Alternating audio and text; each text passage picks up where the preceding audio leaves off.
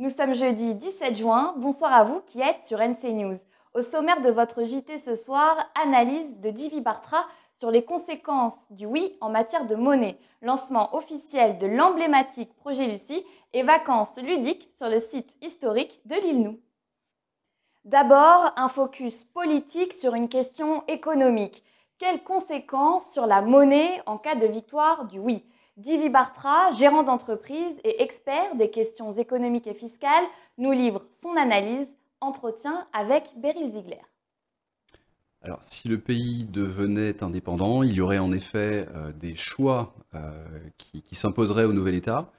Et le document sur les implications du oui et du non le dit clairement. C'était déjà connu, mais là, ça a une crédibilité peut-être supérieure.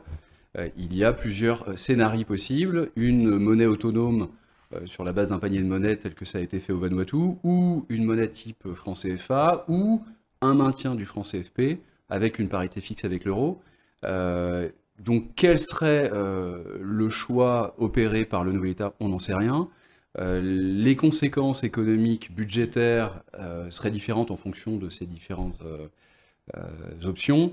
Donc ce que l'on sait, c'est que quelle que soit la solution qui serait choisie, il y aura de toute façon la nécessité de rééquilibrer la balance commerciale qui est aujourd'hui fortement déséquilibrée en Nouvelle-Calédonie. En faveur des... On importe beaucoup plus que l'on exporte.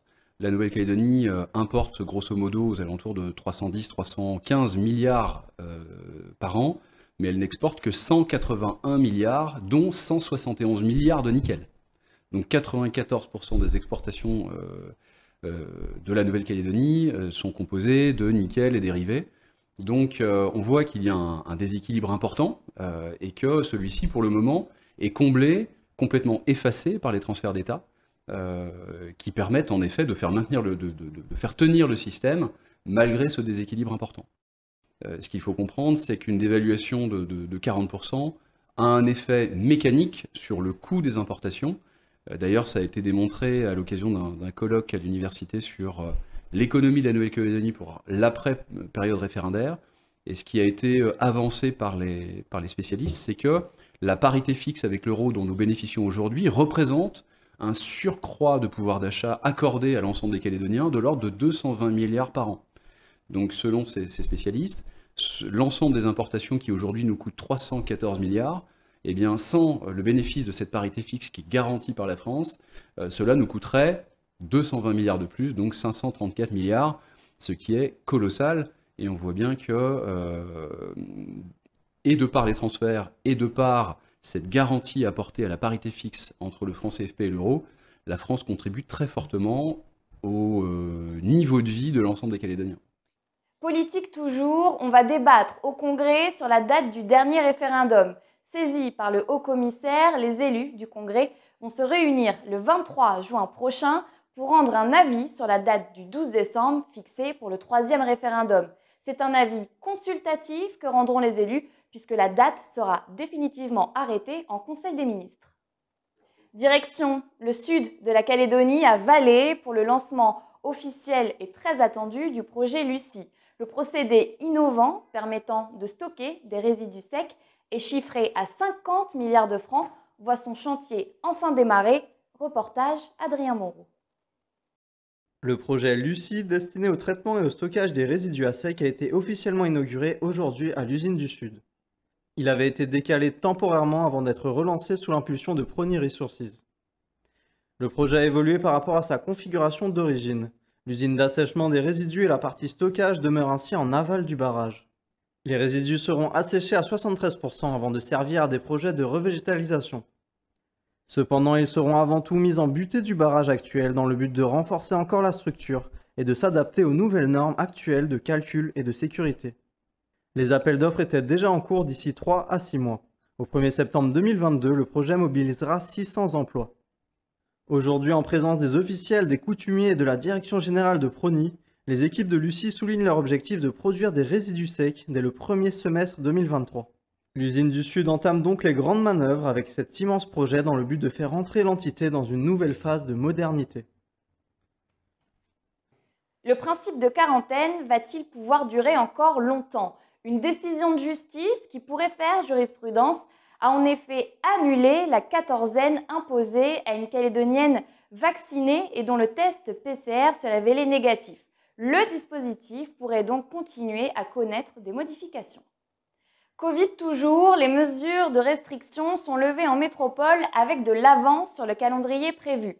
Ainsi, fin du port du masque en extérieur et du couvre-feu cette semaine. Les chiffres de la pandémie diminuent de jour en jour, ce qui pourrait avoir des conséquences en Nouvelle-Calédonie. Cela relance en effet le débat sur la fermeture de nos frontières.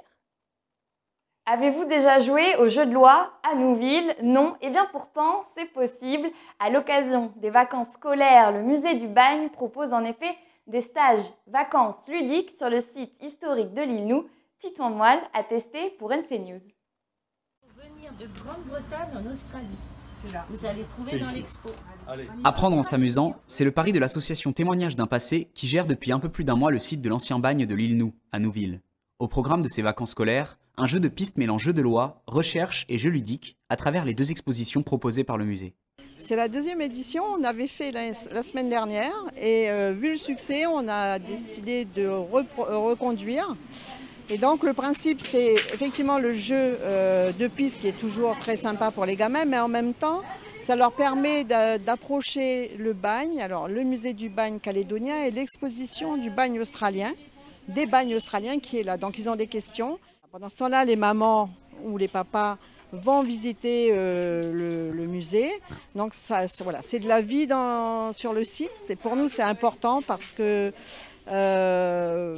plus on a de vie, plus on a de jeunes qui attirent des jeunes. C'est super important pour nous, quoi. Le bagnard qui s'est évadé de Cockatoo Island en Australie. Alors le but de l'organisation de ce jeu, c'est de faire découvrir aux enfants l'histoire du bagne. Parce que comme ils ont beaucoup de questions et qu'ils doivent aller chercher les réponses, ça leur permet d'avoir des renseignements sur le bagne. Une activité ludique qui a ravi la quarantaine d'enfants qui y ont pris part avant-hier ainsi que la semaine dernière. C'est trop bien parce que c'est comme un petit peu une chasse au trésor et ça raconte avant, c'est trop bien. C'est un jeu de piste. C'est un jeu de piste, c'est trop bien. On cherche des réponses pour répondre aux des questions qu'on a. Et des fois on a des corvées et on doit soit porter de l'eau, soit faire des puzzles ou soit reconstruire quelque chose. Une action similaire devrait être reconduite lors des prochaines vacances scolaires. Merci d'avoir suivi l'info sur NC News et à demain pour le dernier JT de la semaine.